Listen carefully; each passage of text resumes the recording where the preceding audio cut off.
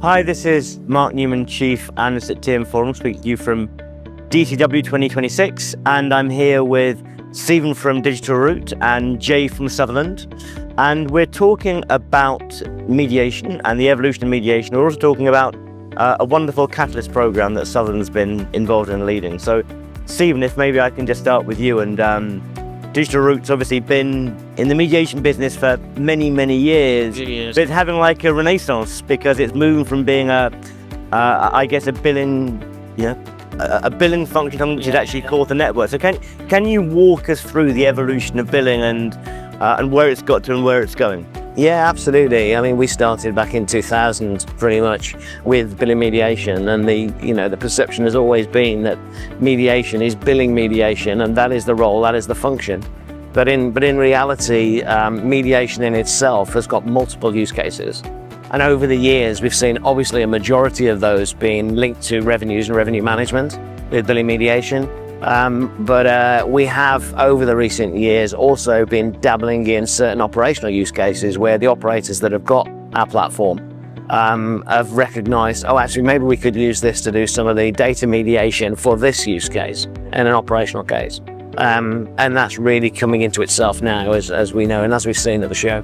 And so, I mean, the last 5 years, I guess, what's happened in the last 5 years? Well, I guess it's been generative now, agentic AI. It's been autonomous networks. So I guess that's pretty important for the evolution of mediation. And yeah, absolutely. I mean, as you know, and as we commented on over the years, mediation basically flatlined over a number of years. But then we have seen, like you say, with the evolution of these agentic NOCs and agentic operations, the rise of importance, and it's as if kind of networks suddenly woken up and realised the value that it can bring, and it's important because the agentic operations and the efficiency of how agents work is based on the data foundation, and if you don't get that right, and it's easy to forget the unstructured, unfiltered, and unstateful nature of network information. Yeah. And if you just push that straight into the data platform, and add your ontologies and your contextual relationships, then you're working with unstructured data and low quality data. Yeah. So it really raises the importance of that data foundation layer. And I think you've built a piece of research with some of my industry colleagues at Appledore Research that kind of proves some of those proof points, I guess. So what were the main findings of that research that you undertook? Yeah, I think like you said, it really came out strongly that the data foundation is absolutely fundamental to this future success of the agentic NOC. And they broke it down. John from Appledore, he broke it down into 3 core layers. It wasn't made overly complex, and it was basically saying at the top you've got the agents and the applications in the pyramid, and then underneath that you've got the context and the ontologies, and then very much at the base of this you've got the data foundation. And that is really, the perfect trial. And here at this event, a lot of talk about autonomous networks, and when you get to level 4, that is introducing some level of autonomy. Can you again walk us through what that means in terms of mediation and the role in autonomous networks towards level 4? Yeah, absolutely. So we're at the moment we're in a phase of resurgence where people are saying, oh, did you know mediation can do this? But certainly moving forwards now, mediation is going to reinvent itself. We're talking things, we're researching and working on things such as an MCP layer so that agents can very efficiently access the data that we've got. We're talking about small language models as well, because there is still a lot of data whichever way you slice it, and agents don't necessarily need to have full access to all of the information to then make their assumptions and carry out their actions.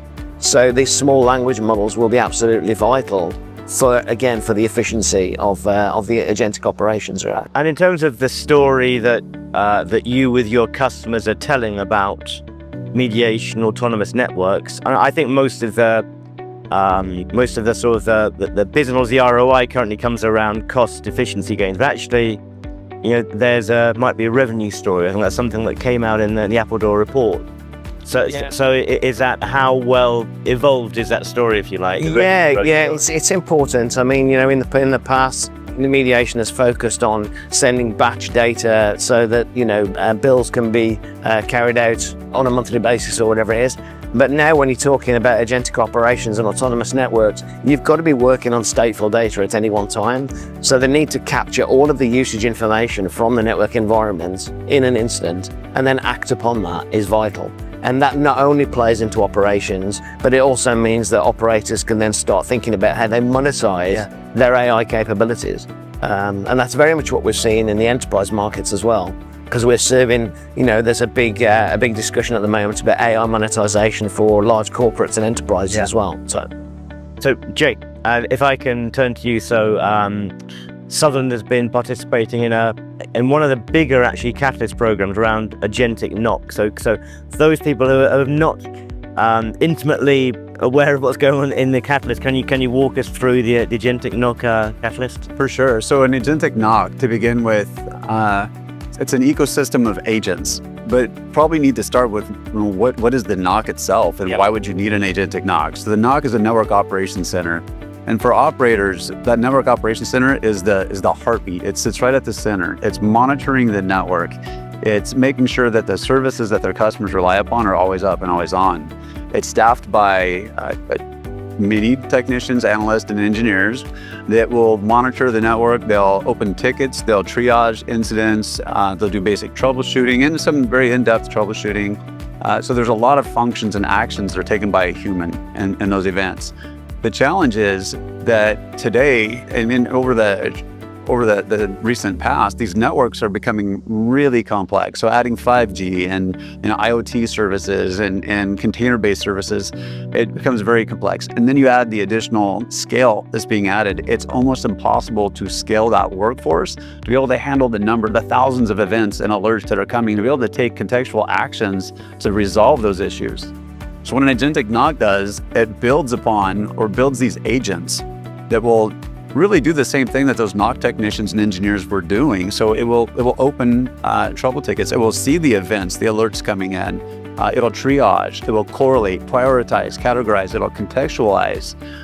And then in many cases, when you start reaching the autonomous level 4, and that's what we're shooting for and what we've shot for on our Agentic NOC Catalyst project, you can do some human in the loop, but primarily we're looking to do closed loop remediation, so completely autonomous remediation. And as you can imagine, if you're doing a completely autonomous remediation or resolution of an incident, taking action without human intervention, you really need to trust that data. That data has to be available, it has to be consistent, and so that's what we've done. And then you need to validate the context as well through a digital twin. So that's what our Agentic NOC Catalyst project has done. We've been able to showcase it here at DTW. It's been a phenomenal project and experience, but at the foundation of this is the data, and that you need that consistency in that data and availability of that data that mediation brings. And that's kind of new to operators right now. I think this is the first phase one of the catalyst. So is there going to be, is there be a next iteration of it, and what's that going to seek to do? It's too early. That's a great question. And these are conversations that we're having right now. And the answer is, I would like to say yes. And I think most partners and the champions themselves saw the value. I think everybody wants to move forward with a phase 2. We're defining what that criteria and that scope would be, but maybe level 5 autonomy is out there a little bit, but how can we bridge between 4 and 5? Level 5, maybe that's the story for 2027. So Jay, Stephen, thanks so much for your time, and it's a great story to tell, so thanks for sharing it with us. Thanks, Mark.